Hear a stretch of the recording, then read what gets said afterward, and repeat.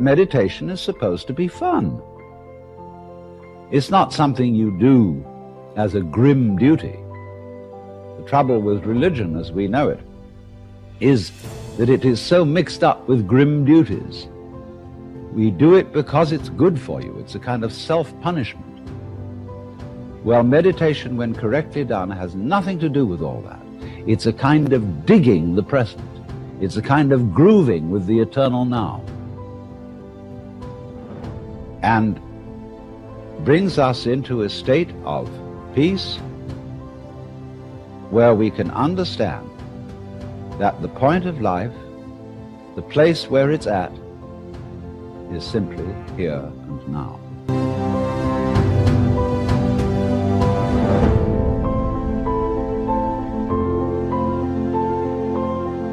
This moment is the creation of the universe. It's starting now. If you look back and wonder whether there was a big bang a long time ago, all you'll see is vanishing traces. The big bang is happening now. This is when the world begins. You're doing it. Only you're not doing it by straining. A you deeper than the straining you is doing all this. The same you that is growing your hair and coloring your eyes and making your thumbprints and all that. You don't think about it. You don't strain muscles to do it. But that is what is creating the world. Here it comes. Now. So instead of thinking that the past is the reality which explains everything that happens now, let's look at now.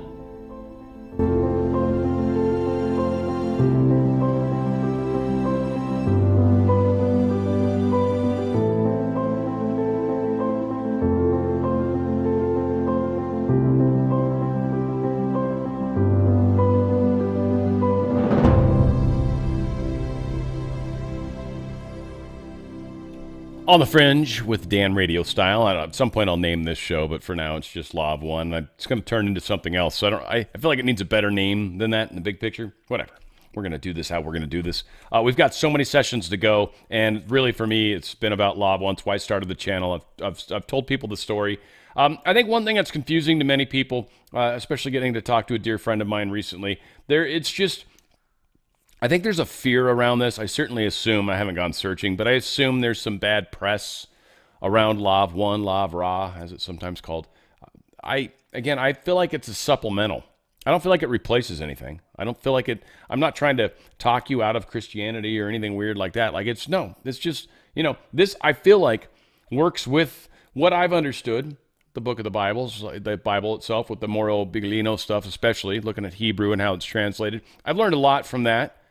And then knowing what I kind of know around the Law of One, and then understanding what I understand about how culture is with the religion. There's a lot of components to life, to understanding who we are, what our history is, what we are. And I feel like getting extra information is likely a good thing. At least that's how I come at it, right? I'm not asking anybody to, certainly you should never worship anything. Honestly, God, there is only one source creator, right? And you can give him, call it Jesus, you can call it source, you can call it what. I don't think it matters as long as you're referring to creator, heavenly creator, Father God, whatever. Well, even Father God, I feel like is demeaning to a degree because I think it's larger than that. Whatever. I don't want to get lost on that. It's each of us have our own path when it comes to understanding spirituality. And that's all we can do and hope for. I think there's a lot of people that expect things to be a certain way, expect other people to believe the same way they believe, but that would kind of be a boring world, right? We're all, and we're going to talk about this, we're all sub-logos or sub-logos, really sub. We're all sub-logos here co-creating. That's what we are. So understanding how we create, what that is, how we interact with each other, and being better at that is really the point of graduation, right? When people talk about ascension, it's just understanding how to play nicer in the sandbox. You stop throwing sand. Okay, you get to go to the next level sandbox. And a lot of us don't understand you're not supposed to throw sand, right? That's what this is, right? Whether you understand sand to be something else, that doesn't matter. Don't throw it, That's Simple. So hopefully you guys get some of that. We're going to kick into 29. It's pretty good. It's talking about logos and sub-logos.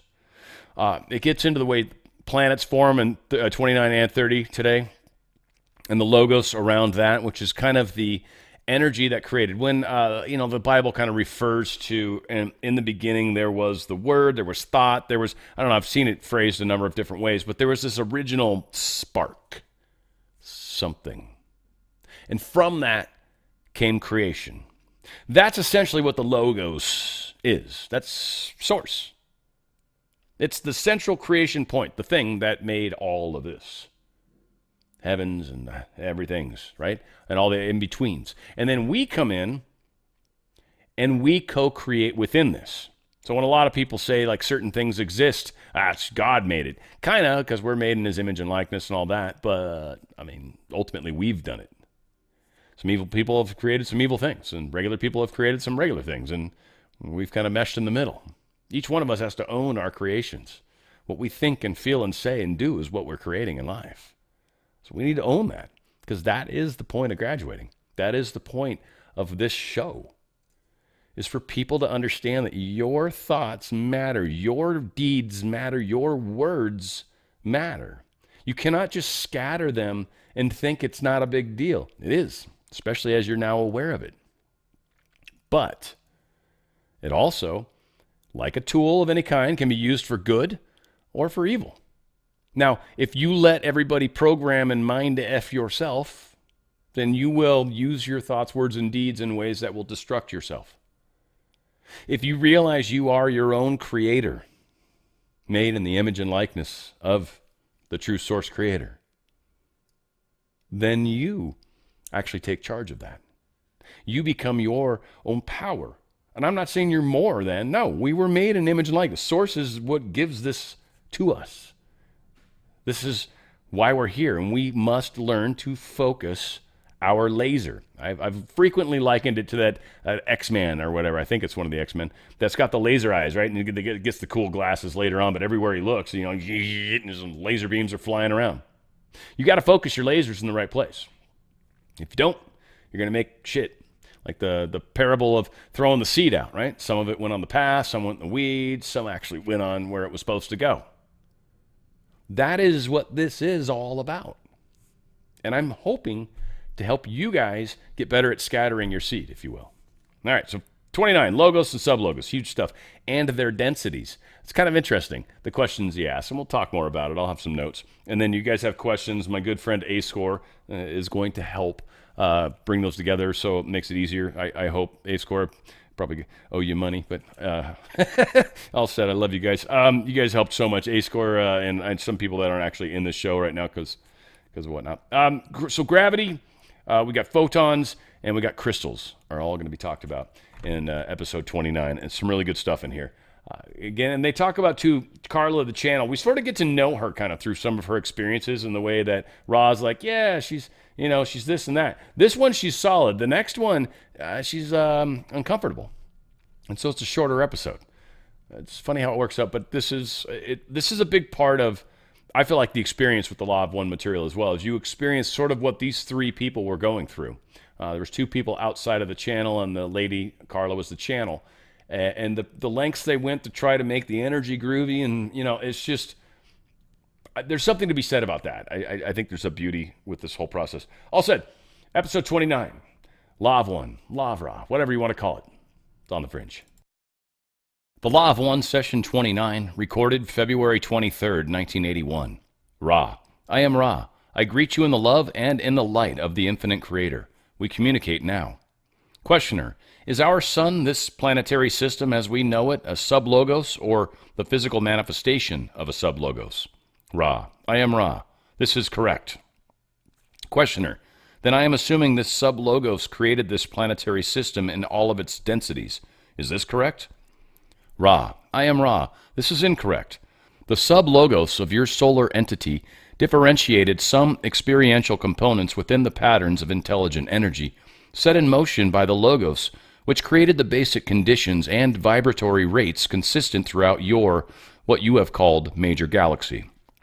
Questioner, then is this sublogos, which is our sun, the same sublogos, but just manifesting in different parts through the galaxy, which is it all the stars in the galaxy? Ra. I am Ra. Please restate. Questioner. What I am saying is there are roughly 250 billion stars or suns, something like ours in this major galaxy. Are they all part of the same sub-logos? Ra. I am Ra. They are all part of the same logos. Your solar system, as you would call it, is a manifestation somewhat and slightly different due to the presence of a sub-logos. Questioner. Now all of these, let me be sure I'm right then our sun is a sub-logos of the logos, that is the major galactic logos, correct? Ra. I am Ra. This is correct. Questioner. Are there any sub-logos that are found in our planetary system that are logos that are sub to our own sun? Ra. I am Ra. This is correct. Questioner. Would you tell me what one of those, would you give me an example of one of those? I'll call sub-logos. Ra. I am Ra. One example is your mind-body-spirit complex. Questioner. Then every entity that exists would be some type of sub or sub-logos. Is this correct? Ra. I am Ra. This is correct down to the limits of any observation, for the entire creation is alive. Questioner. Then the planet with which we walk upon here would be some form of sub-logos. Is this correct? Ra. I am Ra. A planetary entity is so named only as logos if it is working in harmonic fashion with entities or mind-body complexes upon its surface or within its electromagnetic field. Questioner. Okay, do the sub-logos, such as our sun, do any of them in our major galaxy, do they have a metaphysical polarity, shall we say, positive or negative as we have been using the term? Ra. I am Ra. As you use the term, this is not so. Entities through the level of planetary have the strength of intelligent infinity through the use of free will, going through the actions of beingness. The polarity is not thusly as you understand polarity. It is only when the planetary sphere begins harmonically interacting with mind-body complexes, and more especially mind-body-spirit complexes, that planetary spheres take on distortions due to the thought complexes of entities interacting with the planetary entity. The creation of the one infinite creator does not have the polarity you speak of. Questioner. Thank you. Yesterday you stated that planets in first density are in a timeless state to begin with. Can you tell me how the effect we appreciate as time comes into being? Ra. I am Ra. We have just described to you the state of beingness of each logos. The process by which space-time comes into continuum form is a function of the careful building, shall we say, of an entire or whole plan of vibratory rates, densities, and potentials. When this plan is coalesced in the thought complexes of love, then the physical manifestations begin to appear, this first manifestation stage being awareness or consciousness. At the point at which this coalesces is at the livingness or beingness point, the point or fountainhead of beginning. Space-time then begins to unroll its scroll of livingness. Questioner. As the love creates the vibration, I will make this statement first. Let me say, I believe that love creates the vibration in space-time in order to form the photon. Is this correct? Ra. I am Ra. This is essentially correct. Questioner. Then the continued application of love. I will assume this is directed by a sub-logos or a sub-logos. This continued application of love creates rotations of these vibrations which are in discrete units of angular velocity.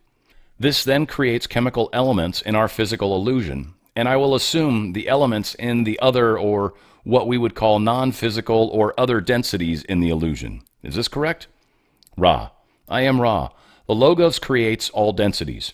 Your question was unclear. However, we shall state the logos does create both the space-time densities and the accompanying time-space densities. Questioner. What I am assuming is that the rotations, the quantized incremental rotations of the vibrations, show up as the material of these densities. Is this correct? Ra. I am Ra. This is essentially correct. Questioner. Well then, because of these rotations, there is an inward motion of these particles, which is opposite the direction of space-time progression the way I understand it.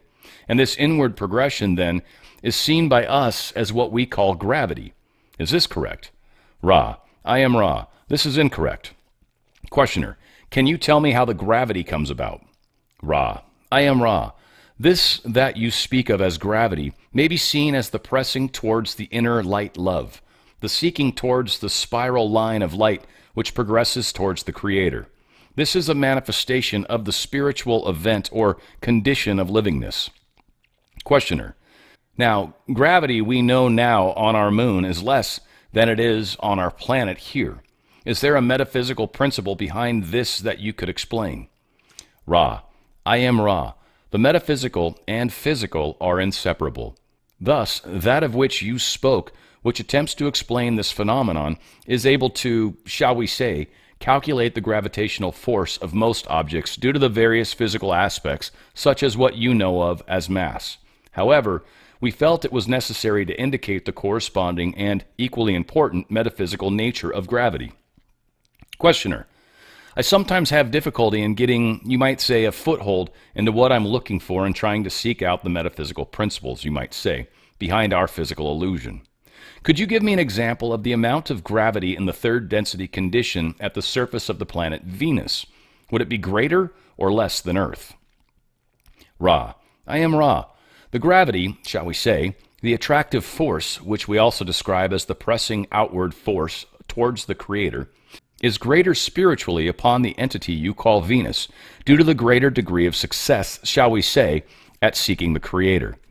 This point only becomes important when you consider that when all of creation in its infinity has reached a spiritual gravitational mass of sufficient nature, the entire creation infinitely coalesces, the light seeking and finding its source, and thusly ending the creation and beginning a new creation, much as you consider the black hole, as you would call it, with its conditions of infinitely great mass at the 0 point from which no light may be seen as it has been absorbed.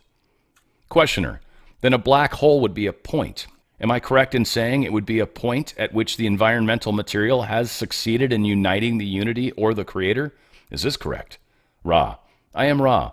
The black hole, which manifests third density, is the physical complex manifestation of this spiritual or metaphysical state. This is correct. Questioner, thank you.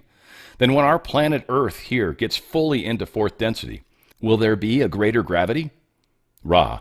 I am Ra. There will be a greater spiritual gravity, thus causing a denser illusion. Questioner, this denser illusion, then, I will assume, would increase the gravitational acceleration above the measured 32.2 feet per second squared that we now experience. Is this correct? Ra. I am Ra. Your entities do not have the instrumentation to measure spiritual gravity, but only to observe a few of its extreme manifestations. Questioner, this I know, that we can't measure spiritual gravity, but I was just wondering if the physical effect would be measurable as an increase in the gravitational constant. That was my question. Ra. I am Ra. The increase measurable by existing instrumentation would and will be statistical in nature only and not significant. Questioner. Okay. Now, as the creation is formed, as the atoms form from rotations of the vibration, which is light, they coalesce in a certain manner sometimes. They find distances, interatomic distances from each other at precise distance, and produce a lattice structure which we call crystalline. I am guessing that because of the formation from intelligent energy of the precise crystalline structure that it is possible, by some technique, to tap intelligent energy and bring it into the physical illusion by working through the crystalline structure. Is this correct? Ra. I am Ra. This is correct only insofar as the crystalline physical structure is charged by a corresponding crystallized or regularized or balanced mind-body-spirit complex. Questioner, I don't wish to get off on subjects of no importance or subjects that don't lead us to a better understanding of our own mechanisms of growth, which lead us to the things that are not transient, but it is difficult sometimes to see precisely what direction to go in. I would like to investigate a little bit more this idea of crystals and how they are used. I am assuming then, from what you have said, that in order to use the crystal to tap intelligent energy, it is necessary to have a partially undistorted mind-body-spirit complex. Is this satisfactory, or is this correct? Ra. I am Ra. This is specifically correct. Questioner. There must be a point at which the removal of distortion reaches a minimum for use of the crystal in tapping intelligent energy. Is this correct? Ra. I am Ra. This is correct only if it is understood, shall we say, that each mind-body-spirit complex has a unique such point. Questioner. Can you tell me why each mind-body-spirit complex has this unique point of distortion ridding? Ra. I am Ra. Each mind-body-spirit complex is a unique portion of the one creator. Questioner. Then you are saying that there is no single level of, shall we say, purity required to tap intelligent energy through crystals, but there can be a wide variation in the amount of distortion that an entity may have, but each entity has to reach his particular point of what I might call energizing the ability? Is this right? Ra. I am Ra. This is incorrect. The necessity is for the mind-body-spirit complex to be of a certain balance, this balance thus enabling it to reach a set level of lack of distortion. The critical difficulties are unique for each mind-body-spirit complex due to the experiential distillations, which in total are the, shall we say, violet ray beingness of each such entity. This balance is what is necessary for work to be done in seeking the gateway to intelligent infinity through the use of crystals or through any other use. No two mind-body-spirit crystallized natures are the same. The distortion requirements, vibrationally speaking, are set. Questioner. I see. Then if you were able to read the violet ray of an entity, you see that ray. Is it possible then to immediately determine whether the entity could use crystals to tap intelligent energy? Ra. I am Ra. It is possible for one of fifth density or above to do this. Questioner. Is it possible for you to tell me how a crystal is used by an entity who has satisfactorily achieved necessary violet ray qualification? I will say, how it is possible for that entity to use the crystal, or how he should use the crystal. Ra. I am Ra. The gateway to intelligent infinity is born of, shall we say, the sympathetic vibration in balanced state accompanying the will to serve, the will to seek. Questioner. But can you tell me precisely what the entity would do with the crystal to use it for the purpose of seeking the intelligent infinity? Ra. I am Ra. The use of the crystal in physical manifestation is that use wherein the entity of crystalline nature charges the regularized physical crystal with this seeking, thus enabling it to vibrate harmonically and also become the catalyst or gateway whereby intelligent infinity may thus become intelligent energy. This crystal serving as an analog of the violet ray of mind-body-spirit in relatively undistorted form. Questioner. Is it possible at all for you to instruct us in specific uses of crystals? Ra. I am Ra. It is possible. There are, we consider, things which are not efficacious to tell you due to the possible infringement upon your free will. Entities of the Confederation have erred in this in the past. The uses of the crystals, as you know, include the uses for healing, for power, and even for the development of life forms. We feel that it is unwise to offer instructions at this time, as your peoples have shown a tendency to use peaceful sources of power for disharmonious reasons. Questioner. I guess what we'd better get to then, now that we have traced the path of creation at least down to the crystalline structure, we'd better concentrate on the evolution of thought and its seeking path to intelligent infinity. We have created, in the major galaxy of the Logos, a very large number of planets. As these planets develop, is it possible for you to give me an example of various planetary developments in what I would call a metaphysical sense, having to do with the development of consciousness and its polarities throughout the galaxy? In other words, I believe that some of these planets develop quite rapidly into the higher density planets, and some take longer times. Can you give me some idea of that development?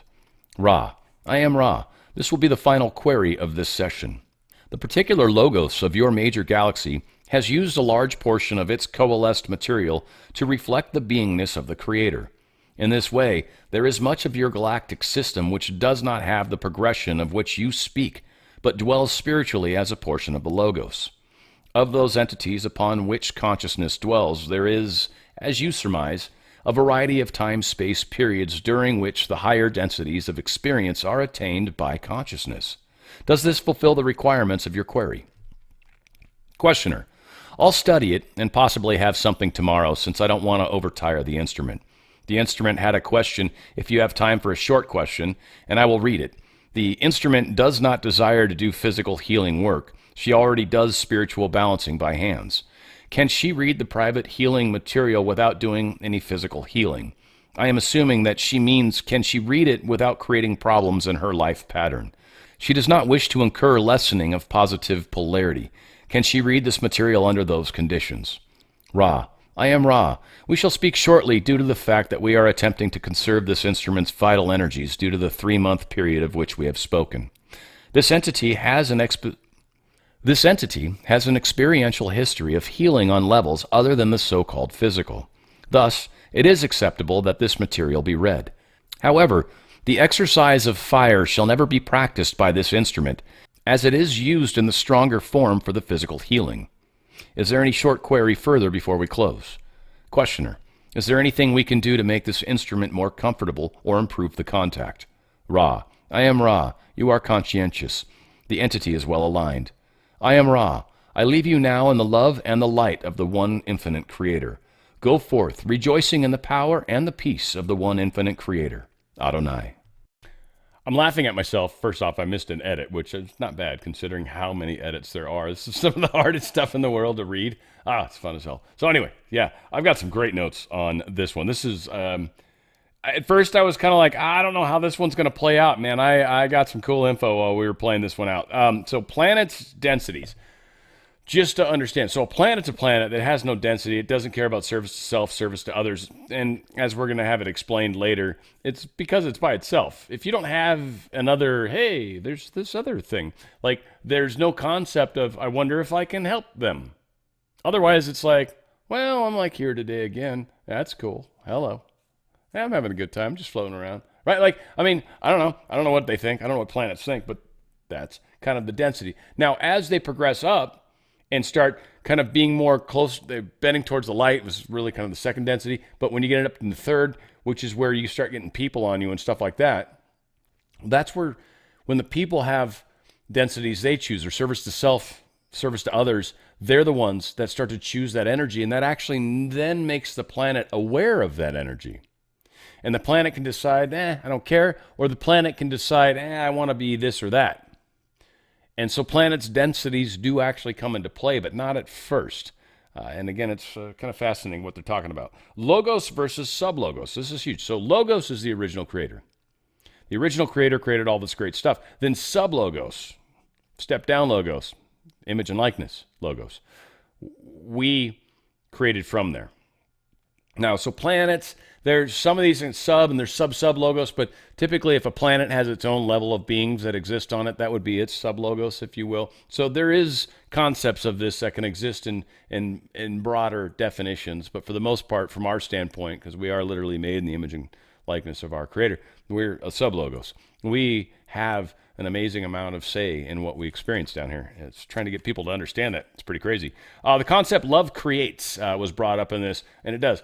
Love is really what they talked about, the photon, and creates the angular velocity. Like, he gets in all this stuff. It's whatever. The photon really does seem to be like this weird thing. One, it's light, so it's light and movement. It's movement of light, supposedly, again. And it seems like when it hits objects, it has mass while it's moving, but it ceases to have mass after moving, like it dies. It's energy. It's this weird thing, whatever. And I'm not going to try to fully understand it or explain it. I don't think I fully understand it myself. I'm still learn, teach, learning on this, right? But love creates. It's that power within us from that area of love is why we're here. Love of self really is where it starts. But ultimately, sometimes we see that reflected back on us through experiencing love of others or love of animals. Or there's a lot of ways some of us find the concept of love where you care about something more than yourself. It becomes more important than you. That's total service to others path. Like service to self, be like, fucking let them die. And that's sort of different, right? And again, so it's one of the things that separates. Inward motion exports outward. This was just a weird concept. I don't know how much of this I can bring in, like from what I experienced, but what you perceive and bring into yourself and kind of understand and comprehend, and then adjust and allow yourself to broadcast outward a different signal. So your thoughts, words, deeds suddenly now are in alignment with self and download, you actually start to see this weird amplification. You start to see this weird outward showing of what's been coming in. And you start to learn that relationship. I think is the best way to say it. There is a bringing in and there is an exporting out.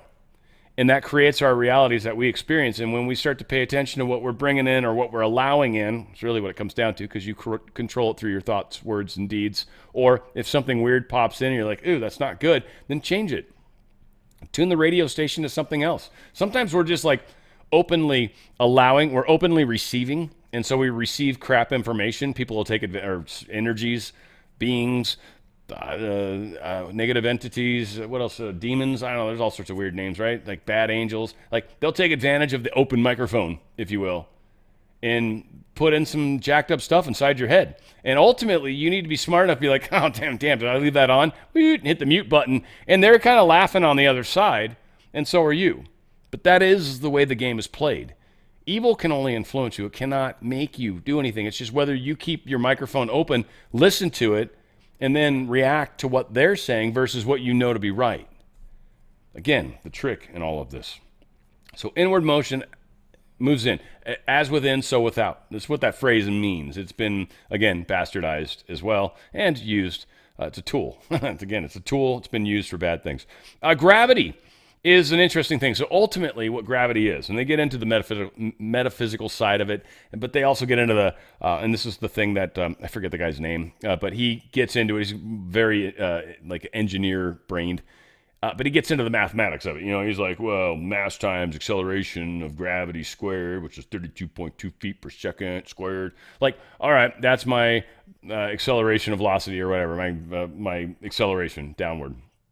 That's gravity mathematically figured out. So he does end up asking a lot of questions around what's it like on Venus. This will be on the next session, so I don't have to plug it too far, but it ties into right now. But he wants to like understand gravity. Like, would gravity be different on the Venus versus here versus others places? And it does kind of tie into that equation is what he's thinking. But what Law of One or Law of Ra is saying is, look, gravity is basically to teach us third density, which is there's a up and there's a down. So second density is like plants and animals to most part, right? And they understand the sun comes out, everything good. Sun goes down, everything not good. Plants grow towards the sun. You can take a seed that's growing and the green starts to go up. You can flip it around upside down, put it back in the soil, and it will spin itself back up towards the light. It knows where the light is. Essentially, it knows gravity. Gravity is just a force that says, hey, light's up that way. That's where light's at. So you feel pulled down, it's up, right? That's it. I mean, really, in a nutshell, that's the point of gravity. Now, we're spending all this time and money and trying to figure out anti-gravity, and maybe it works. I think it does. I mean, there's TR3B and crazy stuff. Who knows? I don't know. But ultimately, this is what law they're saying. Is the point of gravity, whether we can manipulate it or not, the point of it is to show us where up is. So yeah, got that. Black holes. This hit me. I'd never understood this before. This was like a couple of learn, teach, learns on this one. This is fun. I like that. The gravity one was for sure. The up, down, that like hit me. I was like, oh, that's cool. And then this one right here, black holes. So black hole, they talk about as we become higher density, we become more dense, which is weird because it's kind of backwards from what I've always thought, to be honest with you. To be honest with you, I always thought as we got higher density, we become lighter and less, right? Like we become more like gas, right? We just float around. But the reality of it is we actually seem to become more dense. And maybe we're less dense because we can't control our thoughts. And as we can control our thoughts, we're allowed to become more dense because when we think of things and do things and say things, it happens very much faster. So the density hit me kind of from a backward standpoint. I was like, oh, okay, this makes interesting sense. So gravity, a black hole, to me, is when a planet or a moon or sun sun, I guess, right? It supposedly gets so much mass at some point that it starts to compress on itself. It starts to become so dense. The density increases to a point that's extreme, to the point towards a singularity. And what I think that actually is, and Ra doesn't know for sure either, and nor do I, but I believe that is graduation into eighth density, the next octave. You become a black hole.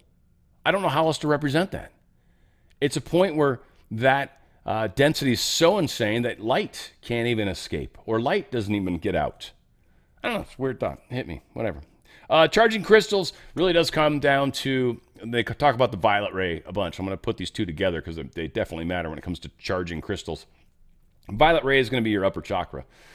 Not all people have that activated. So some people are like, ooh, there's no color up there. And then other people, you see color, but you can also see goods and bad, service to self, service to others. Like you can pick up a lot from someone's upper chakra. And that violet ray chakra is where a lot of the charging of crystals comes from. And so if somebody's not really aligned properly or not in a good space when they're doing the charging, they can actually do harm in the charging. And they can charge the crystal with things that you wouldn't want it charged with. Even though your intention is good, your output sucks because you're not aware of so many of these things that we're missing kind of. And again, paying attention to what you're experiencing in life and then realizing, all right, I've taken in some crap. I put out some crap. Let's fix that. And you'll start to see your life, your reality change. Things will get better in some way, shape, or form, whatever better might be. You'll actually be like, oh, today was actually better than yesterday. And begins the cycle of changing your thoughts. It's a game that we play internally. Most of us don't realize that. It's like solitaire. If you miss a card, you're like, hopefully it gets dealt back again. Right? And to use an analogy that maybe nobody gets. So violet ray is a big deal. It's the upper chakra, and it kind of almost represents your density level. I think the higher density you are, the different way your violet chakra will be lit up. So that's just kind of a way, a lot of you guys, if you're actually intuitive in any way, shape, or form, you'll probably pick up a lot of it from the head chakra typically. You'll see the colors, you'll see some other things, and it'll help. It'll help you understand who you're approaching from that standpoint. So that said, I don't know if I got any questions. I do not have any questions thus far, so that's fantastic. And I know my good friend A-Score out there is helping me. You guys are the rock stars for being here. We're going to go into session 30. This talks about body, mind, spirit. They always put a slash in it when they say it, but they break them apart. And then what I kind of understand body, that's sort of first density. You have a body, and you're sort of almost aware of the body, but that's all you got. You got no outside stimulus. Then there's body mind. That's second density. Now there's this, I got to grow upward. There's actually this concept I'm aware, but there's also this other thing. So you've got this ability to sort of deal with, animals are similar to, deal with stimuli, kind of handle things differently, flip the seed somehow over, and it still will manage to grow up. And then you add spirit. And that's third density. That's where most of us are, or at least that's the basic density of this place. You add that spirit level. You understand there's kind of more than just us. It's an interesting concept. And so anyway, I don't want to spend huge time yet, because I'll talk about it more probably later. Physical death, they talk a little bit about, which is cool. I channel stuff all the time. I don't call myself a channel. I've helped a number of people pass over to the other side. I don't call myself any, I don't have any titles. I've done a lot of really, really cool stuff. I don't expect any of you to believe that. Don't really care if you do. But like my mom specifically was one that I helped a lot while she went through her dying process, and it helped. And I had another friend that was helping her father, and I was helping her through him, helping her help him through the process. So dying's a very interesting thing, and it's, if you do it kind of from old age, you see it coming. If you're paying attention, if you have any idea of how this stuff works, and you're not like, oh, we live once. If you know we don't, you'll understand it, and it makes more sense, and very, very specific things typically happen.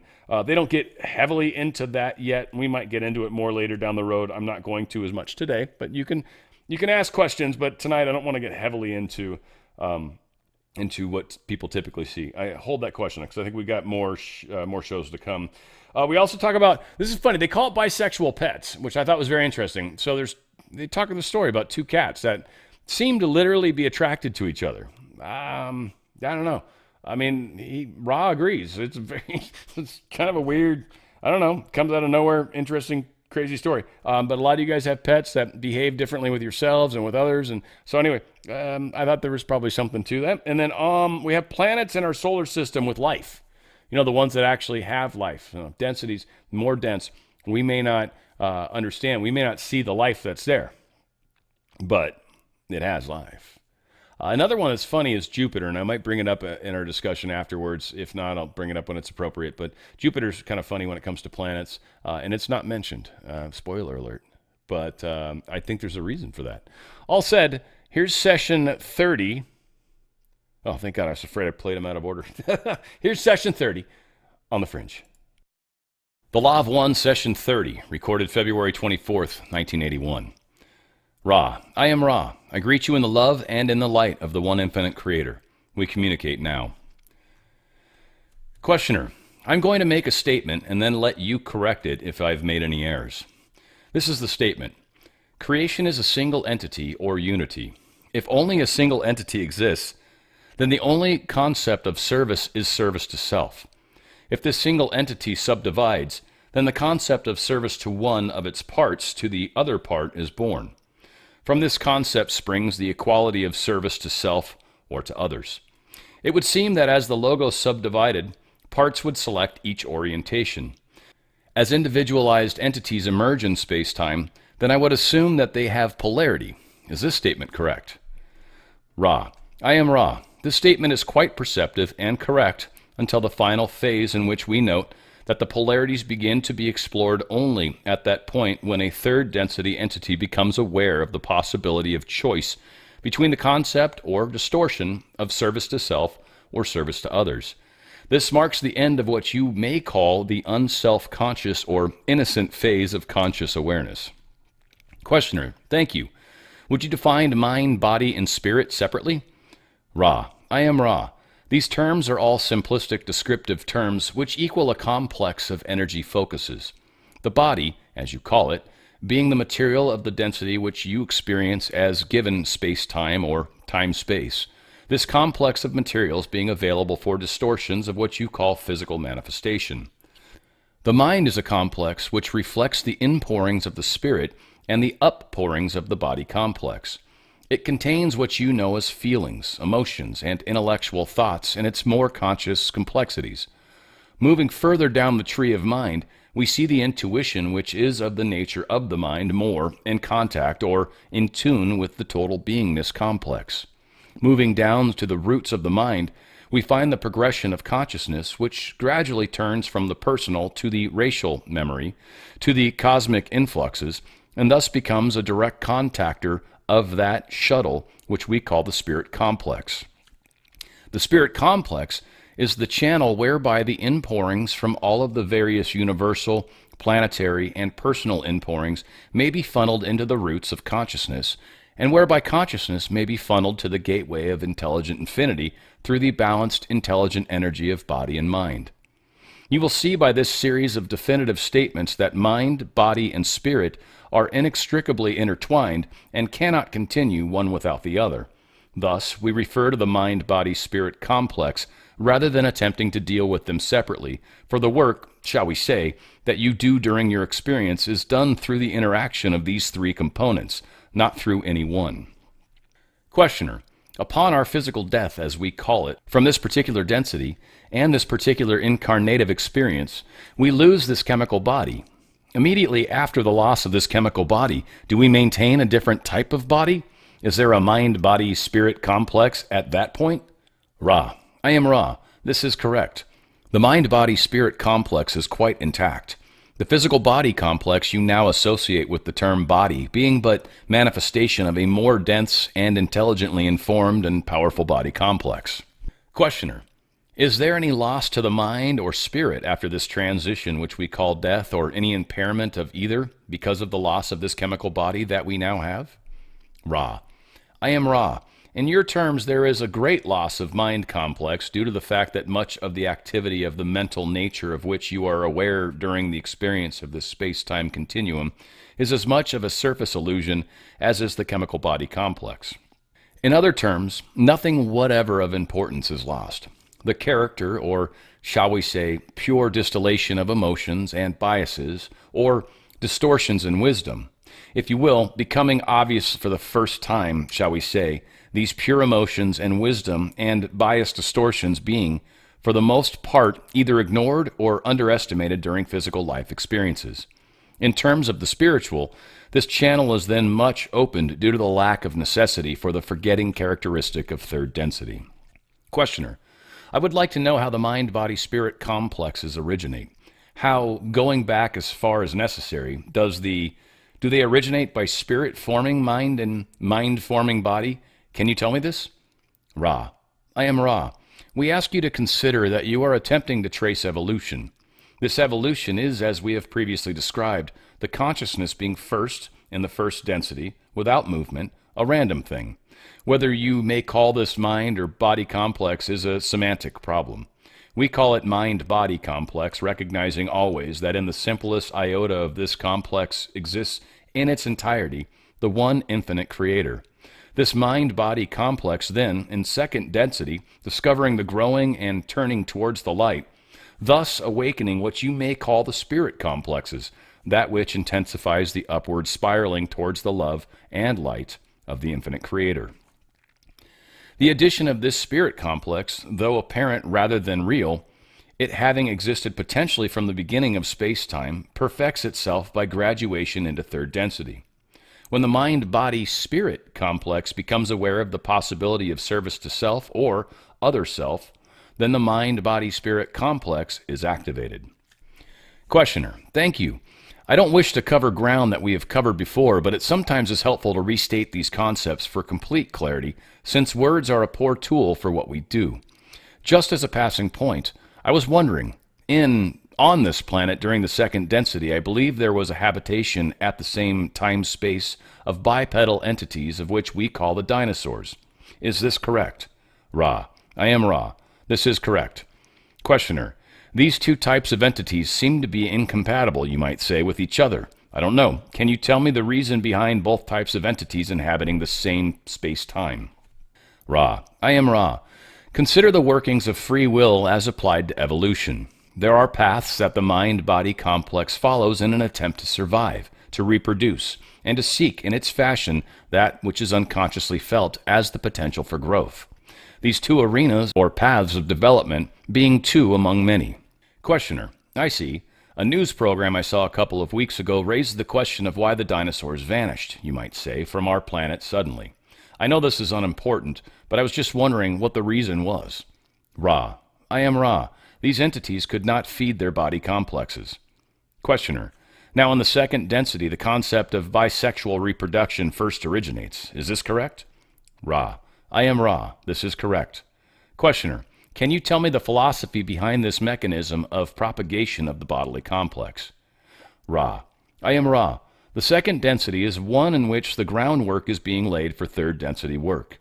In this way, it may be seen that the basic mechanisms of reproduction capitulate into a vast potential in third density for service to other self and to self.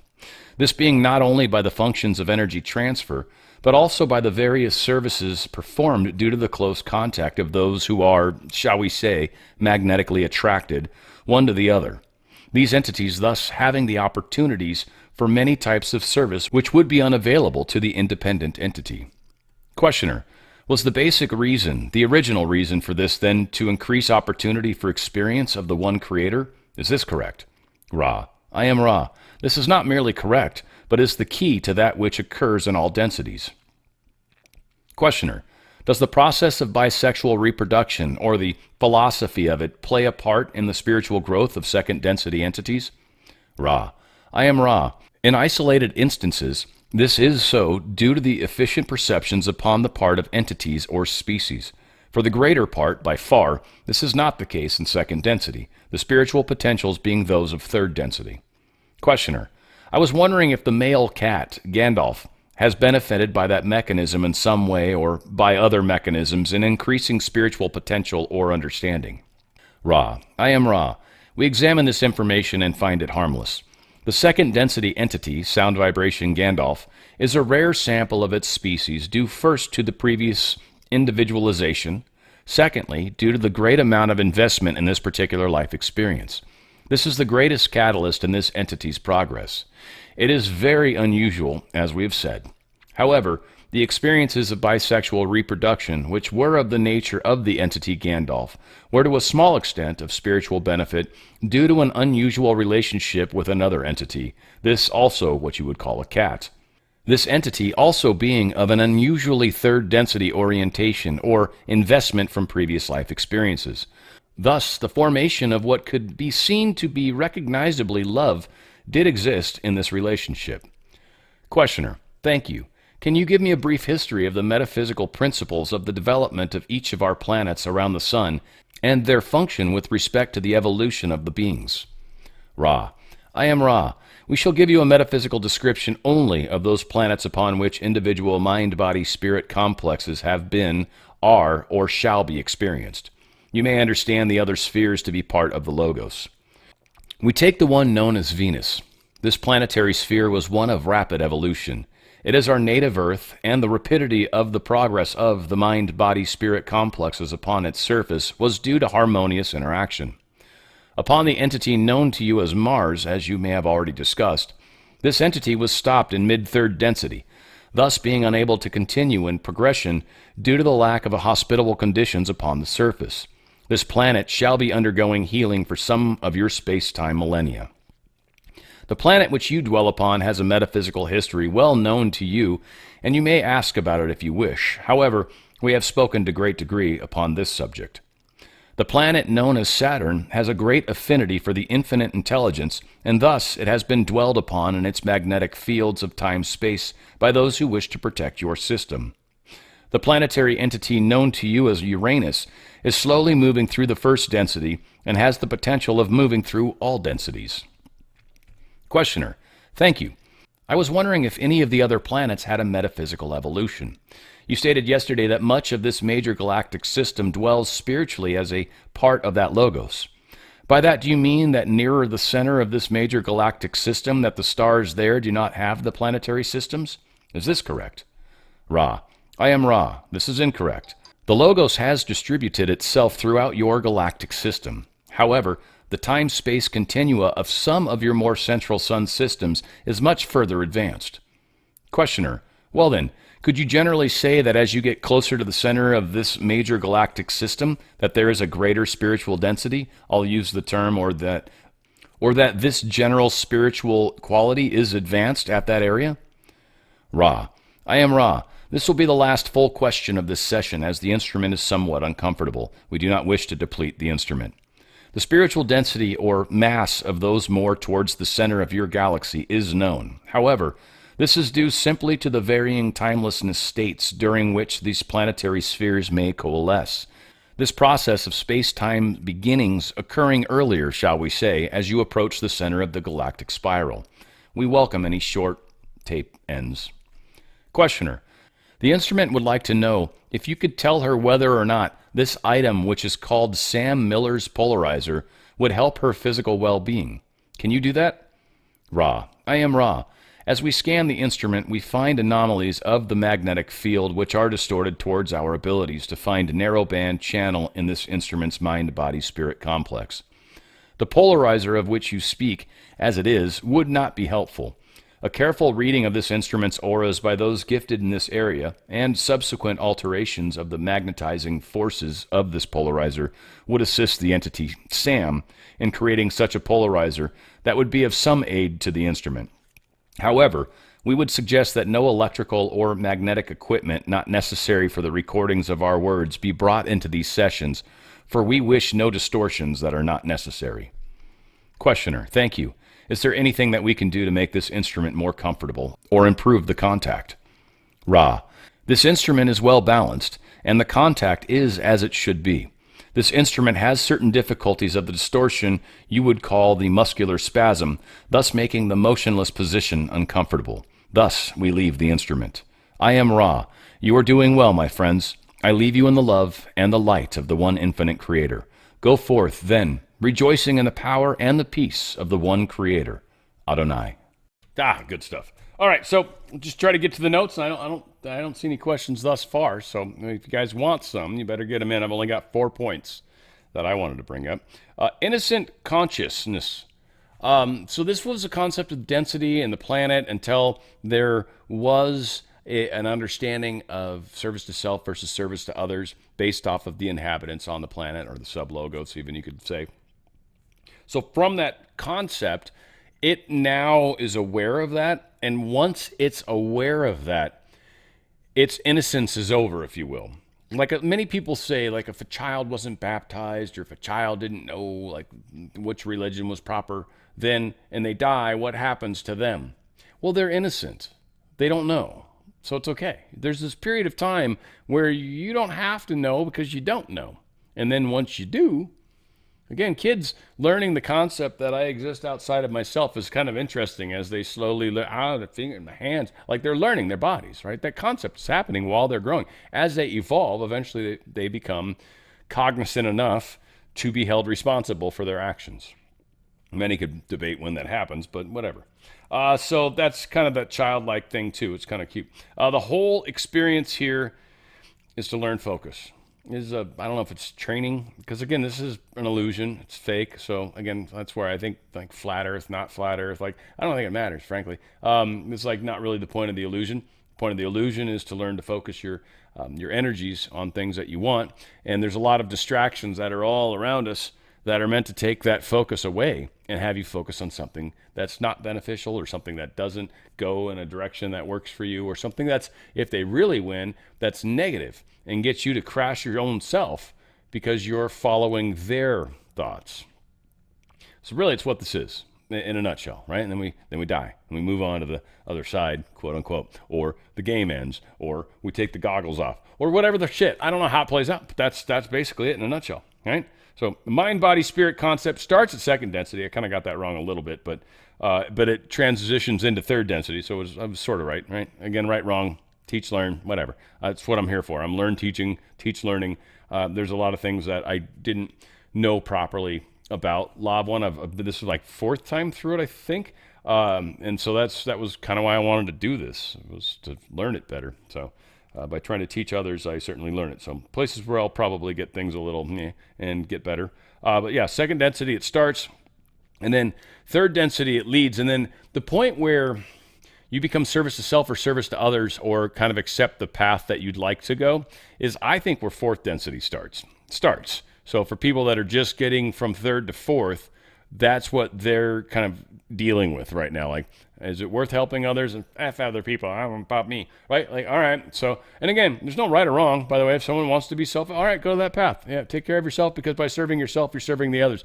And other people are more gravitating towards, interesting choice of word, gravitating towards helping others, then push them in that direction, right? And again, I don't teach people that are service to self, but if I know somebody's service to self, I'll be like, you probably should focus more on that stuff, right? Can you help me? Nope. But go for it. Like that's the path for you. I can tell. I'm not gonna fight this. So one thing that a lot of us have to accept as this transition and ascension happens is, what path am I on? And then if you're someone that's supposed to graduate third density, which I don't assume there's that many people in my audience that are doing that, then yeah, are you choosing service to self or service to others? Which the path that you'd like to do, that's going to get you to 4D. If you're already fourth density or fifth or even higher, you're kind of already on that path. And so to graduate into fifth density, service to self or service to others, because that path starts at fourth, and then you become masters at fifth, essentially, and then sixth that comes back together. But that process, like to graduate service to self, you have to 95% of the time be service to self. That's not easy.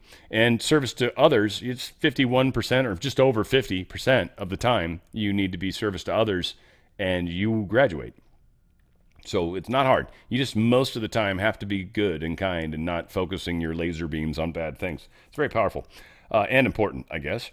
Service to self or service to others is the fourth density choice. Yeah, like I said. So yeah, fifth takes us up to the start. We haven't gotten to this yet, but it's just my understanding where we're at with it. And it's kind of this densities was why I wanted to do this. This is the thing that's hard to understand. So fifth density is where you start to really become good at being service to self or service to others. And then sixth density, they come together where it's all one thing.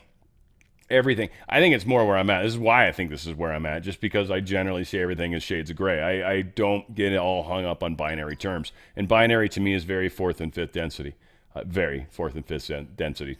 Not an insult to anybody. It's just I don't see things binary. I see them in quantum realms, if you will. Things can be on and off at the same time. Like it's not hard for me. So I think that's one of the ways we guide ourselves and understand ourselves and move through this process. At least I hope. At least that's my intention with you guys. All right, so we got Tammy, Tattoo Tammy, one of my favorites out there. I love you, Tattoo.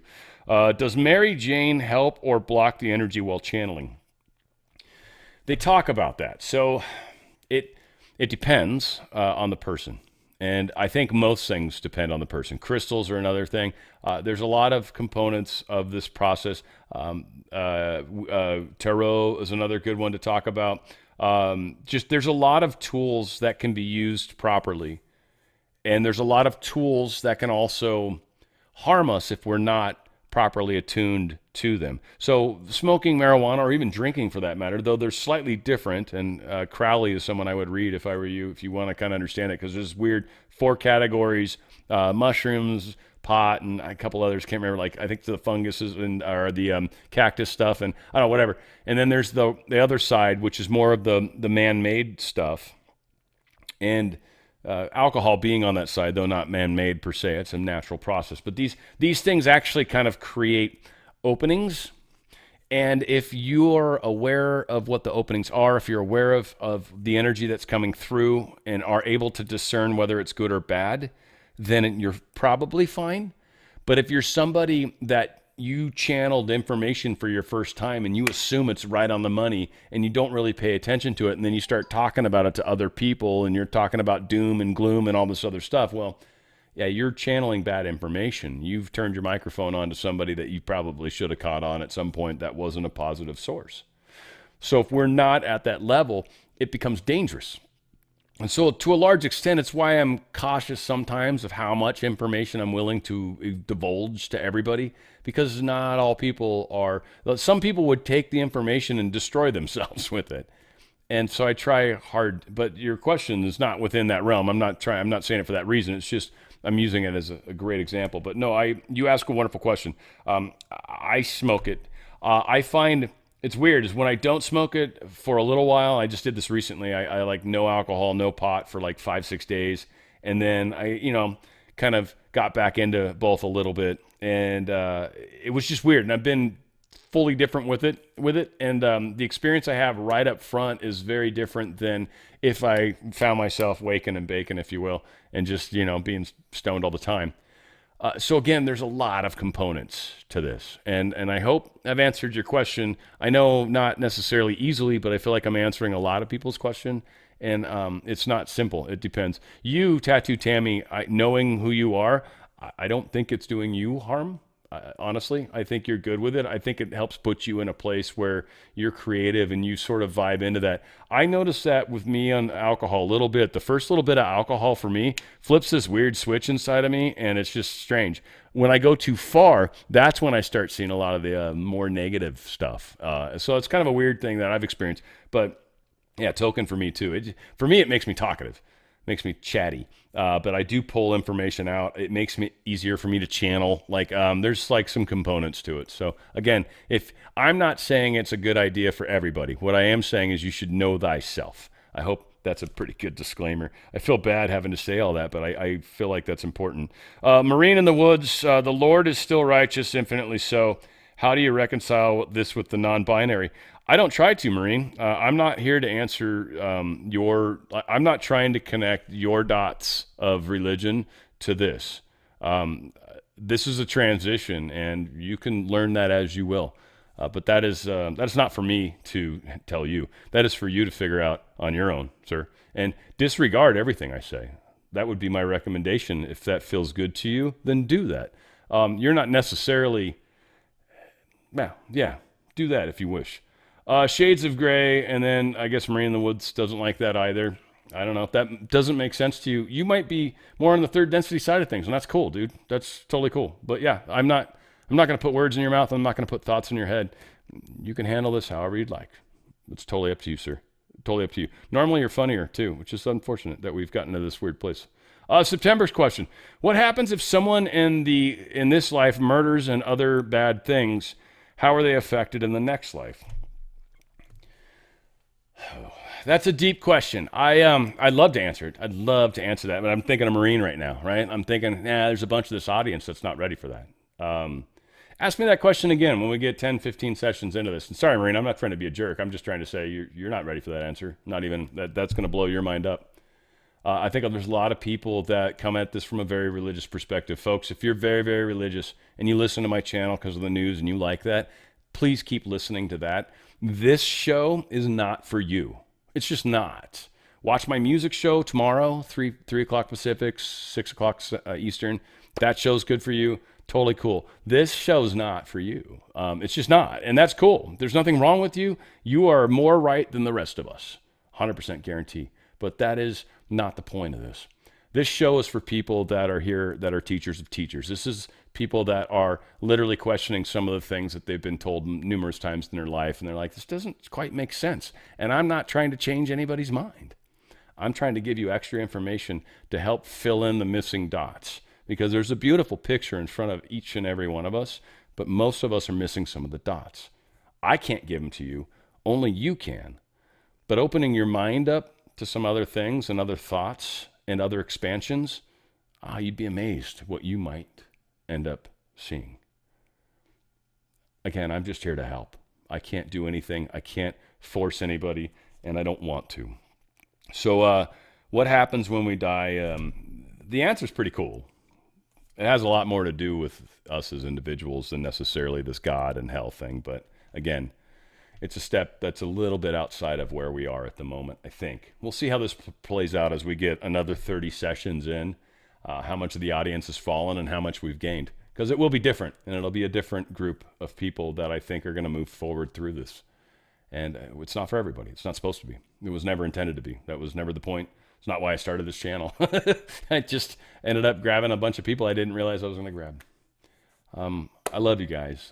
I hope you can love me back, even if I'm different, even if I think differently. My heart's in the right place. I mean well, and I am definitely trying to help people. I hope that comes across. We're going to be doing more of this type of work. If you like it, please join us. If you don't, it's okay. You're still loved by me, and you always will be. I love you guys. Where we go one, we go all, certainly, but it's on the Fringe with Dan RadioStyle.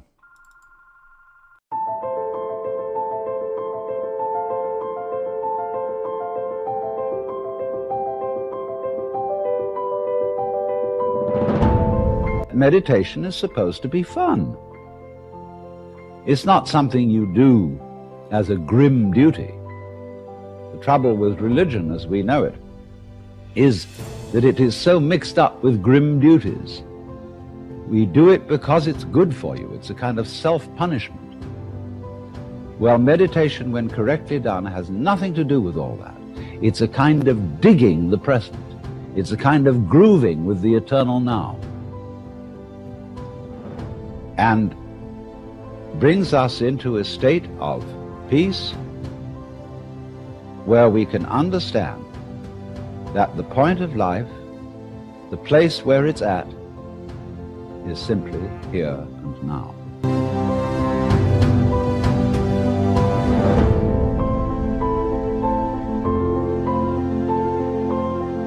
This moment is the creation of the universe. It's starting now.